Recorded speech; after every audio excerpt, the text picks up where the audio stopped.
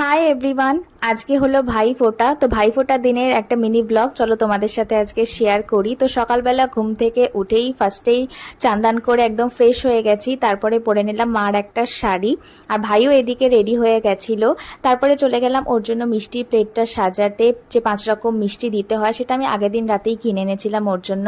তারপরে সবকিছু সাজিয়ে গুছিয়ে নিলাম, একদম প্রদীপ, তা ধান দুব্ব চন্দন সবকিছু নিয়ে ওকে সুন্দর করে ফোঁটাটাও দিয়ে দিলাম। ভাই আসবে কিনা ঠিক ছিল না, একদম লাস্ট মোমেন্টে চলে এসেছে, তো ভালোই হয়েছে, আমার ফোঁটাটা দেওয়া হয়ে গেল।